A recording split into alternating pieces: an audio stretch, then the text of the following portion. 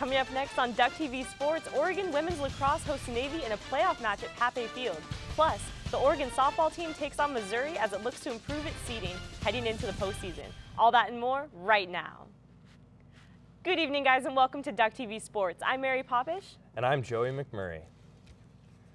On Saturday, the University of Oregon women's lacrosse team took on the 18th ranked Navy Midshipmen. The winner of the match advances to the next round of the NCAA tournament. Jess Fellows scores to give Navy a 1-0 lead just 33 seconds into the first half. At the 10-minute mark, Amy Gennaro scores, extending the Navy lead to 4. But with just over 15 minutes left in the half, the Ducks begin their comeback when Jess Drummond nets their first goal, making it 4-1. In the next 6 minutes, Oregon goes on a 4-0 run. In the second half, Oregon's Shannon Propp scores, giving the Ducks their first lead of the game, 8-7. With just under 5 minutes left in the game, the Midshipmen tie it up at 9. So to overtime we go. Midshipmen score almost 3 minutes into the first of 2 overtime periods, giving them a 10-9 lead. With 45 seconds left in the game, the Ducks' last chance to tie the game, but it goes just high, an emotional loss for the Ducks as their season comes to an end. Navy wins by a final of 10-9. Midshipmen advance to the next round of the NCAA tournament. Oregon finished the season 14-6 overall and 7-0 in conference play. Oregon's head coach Jen Larson-Beck was named the Coach of the Year for the conference. Over the weekend, the number 10 Oregon baseball team traveled to Tucson to take on the number 11 Arizona Wildcats for a crucial Pac-12 matchup with the top spot in the conference on the line. The Ducks bats came alive on Friday night, scoring 6 runs on 13 hits, including a big night from Aaron Payne, who went 3 for 4 with 3 runs batted in. Senior Alex Cadell shut down the conference's top-hitting team, giving up just 1 run while tossing his 3rd complete game of the season, as the Ducks cruise to a 6-1 victory over the Wildcats. On Saturday, the Wildcats broke Oregon's 6-game win streak with a 12-6 victory. Oregon took the lead early on a Ryan Hambright RBI single, followed by an Aaron Payne 2-run triple. Arizona bounced back quickly with 6 runs in the bottom of the second. That's more runs than Oregon Ducks starter Jake Reed has allowed in a single outing all year. Reed lasted only 4 2/3 innings, allowing 9 runs on 10 hits. The Ducks are back at home this weekend facing conference foe USC. First game of the series is slated for Saturday at 2 p.m. Hayward Field hosted the Oregon Twilight Meet on Saturday.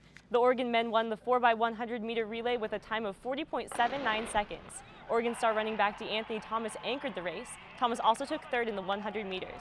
Bridget Franick set a world record for this year in the 3,000 meter steeplechase with a time of 9:39.75. Former Duck Andrew Weeding made his 2012 outdoor debut in the 1500. He finished first place with a time of 3 minutes 44 seconds. In the women's 1500 meter race, Sarah Vaughn won with a time of 4:17.92. Olympic hopeful Jordan Hissey finished 4th. Oregon softball hosted the Missouri Tigers at Howe Field on Friday night in the first game of a 3-game set. Bottom 2, Kylie Cuico, gone. That shot ties the game at 1. Top 3 now, Ashley Fleming connects for a monstrous 2-run homer to put the Tigers back on top 3-1. Next half inning, Cuico hits what should be a routine fly ball to left, but Tigers left fielder Kayla Kingsley loses it in the sun, and the Ducks tie the game at 3. However, in the bottom of the 6th inning, Kingsley redeems herself with a double to left, giving the lead back to the Tigers. Ducks couldn't rebound and fall by a final of 5-4. Oregon hosted Missouri for a doubleheader at Howe Field on Saturday. The Duck threw out the first pitch before the start of the game. That's good for a strike. Jessica Moore followed suit, striking out Missouri's Kelsey Roth. Moore finished with 6 strikeouts. Bottom 3rd, Alexa Peterson drills the ball to left field for a 2-run homer. Peterson's 6th home run of the year. Next inning, the Ducks strike again as Kaylin Howard hits a 2-run shot over the center field fence. The Ducks win by a final score of 8-3. The second game got underway 15 minutes after the conclusion of the first in the doubleheader. Jessica Moore started this game as well for the Ducks. Top 2, Ashton Stevens shoots a grounder past 3rd baseman Lindsey Chambers to put Missouri up 3-0. Bottom 4 now, in honor of Cinco de Mayo, Kelsey Chambers says adios pelota, home run number 35 of Chambers' career, which is tied for 2nd all-time at Oregon. Now ahead to the top of the 7th, Ashley Fleming pounds an RBI triple to left center. Fleming finished 3 for 3 with 2 doubles to go along with that triple. Oregon falls by a final of 7-3 and loses the series 2-1. The Ducks finish up the regular season at home against UCLA in a 3-game series beginning Thursday. One of the most heated debates in all of college sports is whether or not college football should have a playoff system. With the BCS committee's July deadline fast approaching, college football fans everywhere seem to have an opinion on the hot issue. Duck TV's McLean Cannon shares his opinion in this week's edition of My Take. So while the BCS committee tries to decide if and how they're going to construct a postseason playoff format, it's looking more and more likely that the result is going to be a 4-team playoff with teams playing at neutral sites.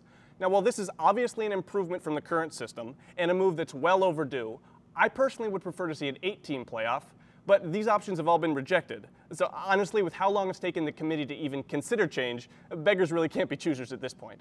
Now, the only people who are still behind the current system are those that are afraid that a playoff would take away from the sacredness of the regular season.